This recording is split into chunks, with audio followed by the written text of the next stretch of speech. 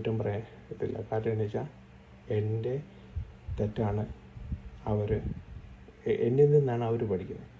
ഇപ്പോൾ ഒരു എക്സാമ്പിൾ പറയാം.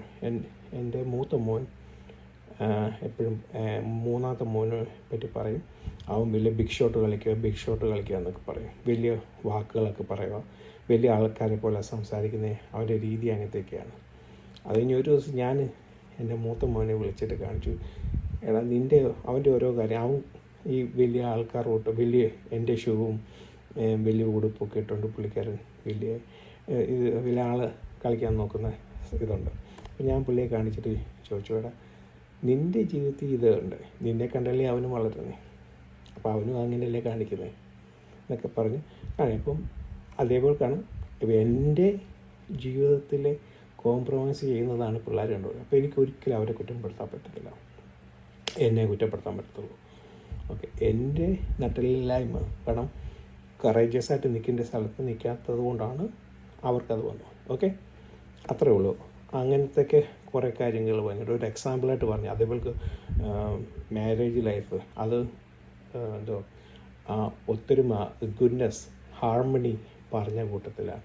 എന്ന് കഴിഞ്ഞാൽ അല്ല ഡിവോഴ്സ് അങ്ങനത്തെ ഉള്ള കാര്യത്തെപ്പറ്റി ഒന്നുമല്ല ഞാൻ പറയും, മനസ്സിലായോ? അങ്ങനെ പിന്നെ പറഞ്ഞത് എന്തുകൊണ്ടാണെന്ന് വെച്ച് കഴിഞ്ഞാൽ, ഇപ്പം നമ്മുടെ ഒരു കുടുംബത്തിൽ ഭാര്യയും ഭർത്താവും എല്ലാവരും അങ്ങോട്ടും ഇങ്ങോട്ടും തമ്മിത്തല്ലാണെന്നുണ്ടെങ്കിൽ സ്വന്തം പല്ലട കുത്തു നാറ്റിക്കുക അല്ലേ. അപ്പോൾ അത് നമ്മുടെ ഒരു കുടുംബത്തിലായാലും ചർച്ചിലായാലും ഒരു ടീമായാലും ഒരു സംഘടനയായാലും ഏതായാലും മനസ്സിലായ ഒരു ജോലി സ്ഥലമായാലും അങ്ങോട്ടും ഇങ്ങോട്ടും പല്ലട കുത്തി നാറ്റിച്ചാൽ ആർക്കാ കുഴപ്പം? ദൈവത്തിൻ്റെ നാമം അവിടെ വെളിപ്പെടാൻ പറ്റുമോ? ഇല്ല. അത്രയേ ഉള്ളൂ, മനസ്സിലായോ? അപ്പോൾ അതുകൊണ്ടാണ് അത് ആ ഒരു എക്സാമ്പിളായിട്ട് പറഞ്ഞത്. പക്ഷേ തെറ്റിദ്ധരിക്കാൻ ചാൻസ് ഉണ്ടെന്ന് കേട്ട ആൾക്കാർ പറഞ്ഞതുകൊണ്ടാണ് ഇതിനൊരു ഇത് വന്നത്. ഓക്കെ, അതേപോലെ നമുക്ക് വേറെ കുറച്ച് കാര്യങ്ങളുണ്ട്. പക്ഷെ അത് പ്രാർത്ഥിച്ചിട്ട് ഇന്നത്തെ വാക്യം വായിച്ചിട്ട് നമുക്കത് ചെയ്യാം. ഓക്കെ, നമുക്ക് പ്രാർത്ഥിക്കാം. സ്നേഹപിതാവേ, ഇന്നത്തെ പാൽക്കാല സമയം ചിന്ന സ്ഥലങ്ങളിൽ കടന്നു വന്നു സ്തുതിയും സ്തോത്രവുമായിട്ട് ഞങ്ങൾ കടന്നു വരുന്നു.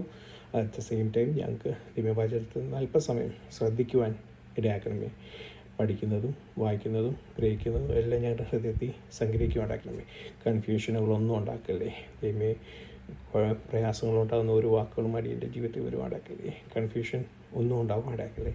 കേൾക്കുന്നത് ദൈവമേ ഈ പറയുന്നതിൽ കൂടെയും എന്നിക്കൂടെയും ദൈവമേ ഇതിൽ കൂടെയും ദൈവമേ ആ ജനങ്ങളുടെ ഹൃദയത്തിൽ ആഴത്തിൽ പതിയുവാനും വചനത്തെ സ്നേഹിക്കുവാനും അപ്പച്ചനെ സ്നേഹിക്കുവാനും ദൈവമേ ഞങ്ങൾക്ക് വിശുദ്ധിയോട് വേർപാടോടി ഒരു സെപ്പറേഷൻ ആയിട്ട്